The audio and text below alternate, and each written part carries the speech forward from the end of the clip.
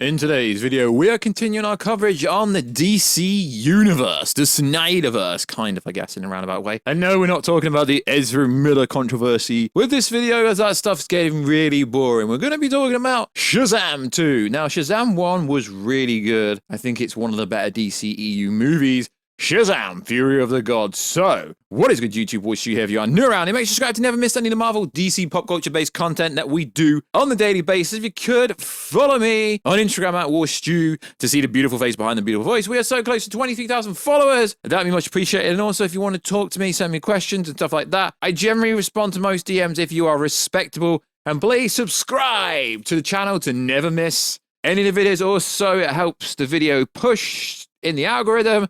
It also helps the channel grow, and it'd be much appreciated if you comment, share the video everywhere, and if you do want to follow us on Twitter, WarStewG. Right, let's get into this video. So, it's worth saying the source for this video is World of Geekdom. Now, he has a very good track record for Godzilla vs. Kong. I got the Godzilla vs. Kong plot leak bang on as well. He's also got a very good track record for The Matrix Resurrections. Now, check his channel out. If I remember, I will leave it linked down below. But yeah, this is a plot leak for Shazam 2.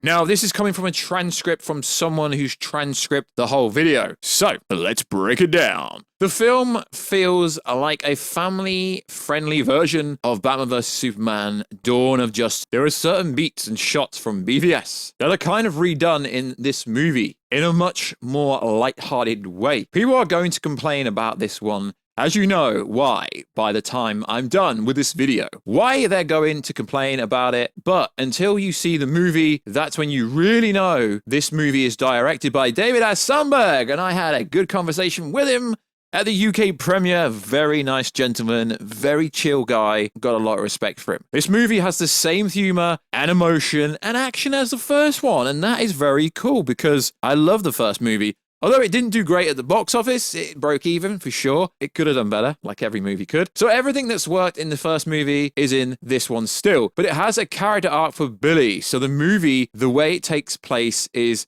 Billy's happy with his family and he's turning 18. He's unsure if he's cared for, but if he turns 18, he wonders if the foster parents are going to get rid of him. He's questioning his future, if that makes sense. So he's getting a bit clingy and unsure of himself. Is it sympathy for him or is it actual love? And that's something that's going to be found out throughout the progress of this film. The first action sequence in this movie, well, the second one technically, is on a collapsing bridge. The public knows them about the Shazam family, and they have their own opinion about them. But then again, this mirrors Batman vs. Superman. Some people criticize them, some people don't. You know, is Superman good? Is he bad? That kind of where they're going with the same kind of direction with Shazam. So they expand the layers of superheroes in the big cave they hang out in, there to talk about social life, debates, and responsibilities. The Wizard, aka the original Shazam, and Billy have a conversation about the team and how serious they are about being heroes. But the Wizard tells him that he needs to know that he needs to be the leader. He needs to step up and be a leader and show them that he can lead.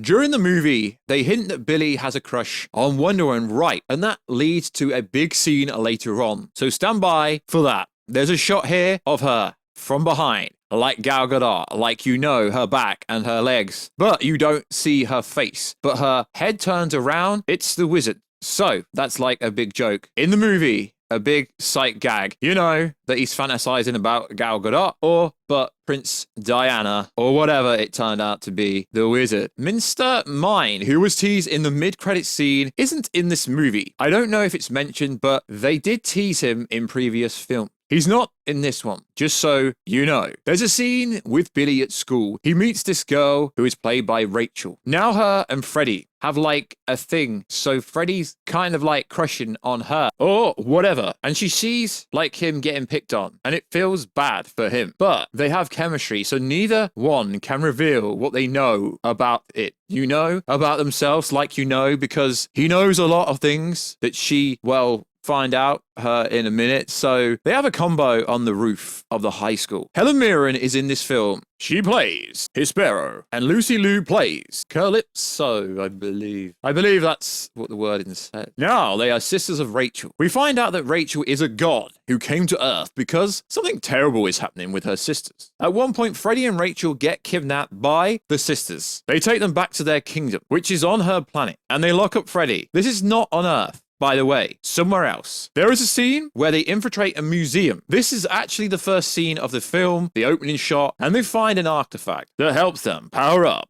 the staff. The same one that the wizard has. And we find out the wizard was captured. The backstory is that centuries ago, Atlantis used to rule their kingdom. And what happened was the old Shazam came, and Atlantis was apparently murdered by staff. So they have vendetta against anybody who has the power of Shazam. It's a basic revenge plot, but we find out more as the film progresses. Let's go on. I was told Atlantis is not in the movie. He's already dead. So it's like as if a flashback. It's one thing, but he's not alive during these events. Team Shazam finds out Freddy has been captured. The sisters argue because somebody has to take over. So you find out that Helen Mirren's character isn't really the villain. She's wanted to be responsible, but Calypso is the one seeking attention and is kind of jealous, wanting revenge. So it kind of played like a Canon, Abel type of thing. It's basically the way it was described to me. So they're lonely. So they're kind of tragic characters, but Calypso wants to attack Earth and have revenge and take power. Now, what happens is, like I said, the team does rescue Freddy. They get back to Earth. They go back to the cave, and there's a very Harry Potter-esque scene in the library with flying books. There's literally a literal pen that comes to life called Stephen the Pen, which is a gag. The entire movie, you'll probably see this in the trailer, but Steve is literally a pen that writes messages. So there's a gag where Steve the Pen writes a message that Shazam wants him to write, like Shazam speaks. If he writes it for Helen Mirren's character, he wants to call it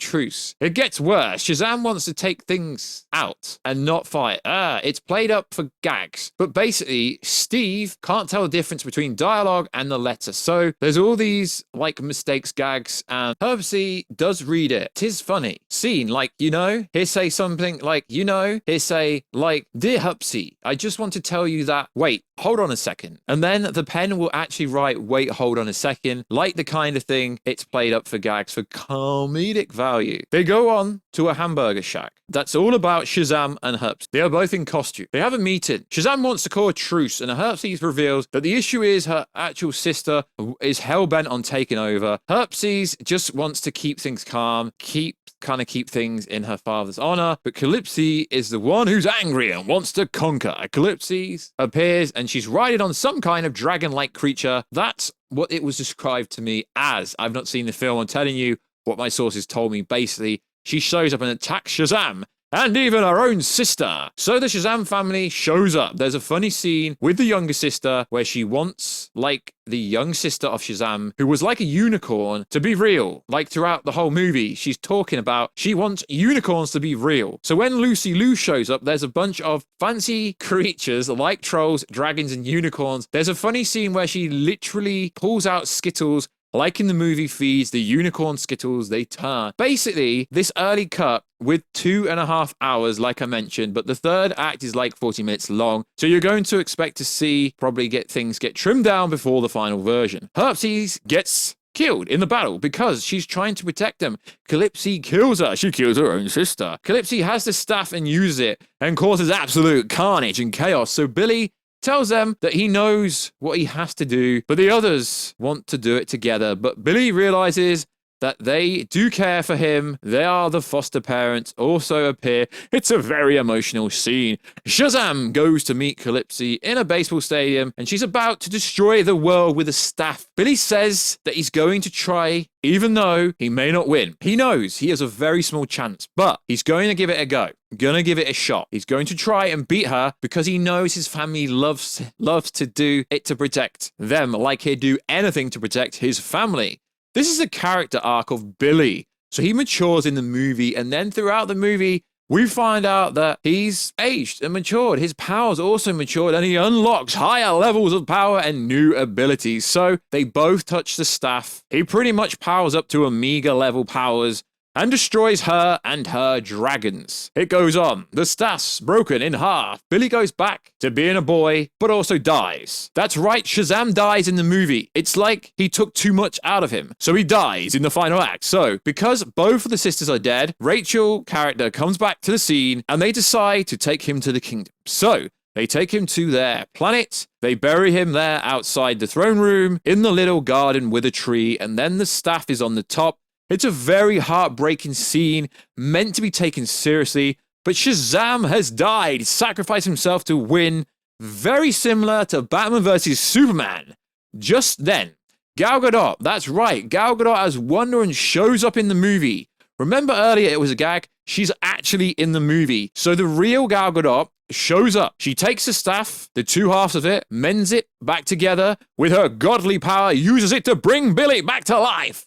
So basically a scene where he dies, it's all very sad. It's not played up for gags, but when it comes back, it is played up for gags. Not necessarily too much, but it's like a heart-wrenching moment because it comes back to life. But it's also very fast, like, like, hey, I'll fix this. Boom, done. You know what I mean. Death means nothing. They have this big scene at the end of the movie where they're having dinner with the family. Rachel is now dating Freddy. Billy's matured, The arc is that he can do it on his own if he can't get help from the team, which is the whole point earlier in the film. He's not too sure he can rely on them. He has to be the hero himself. There was no post-credit scene in the screener. Of course, this might change. They may move stuff around. This is an early screener. My source saw it last year. So the special effects were not totally done yet, but we'll see if anything changed. So yeah, Shazam! Fury of the Gods. There you go, the basic plot. And this is coming from, again, it is coming from World of Geekdom, who has a very good track record. So he did say, I have watched the video as well, he did actually say it's from an early test screening. As we know, everyone knows there's multiple test screenings. When they do reshoots, they add stuff, take parts out,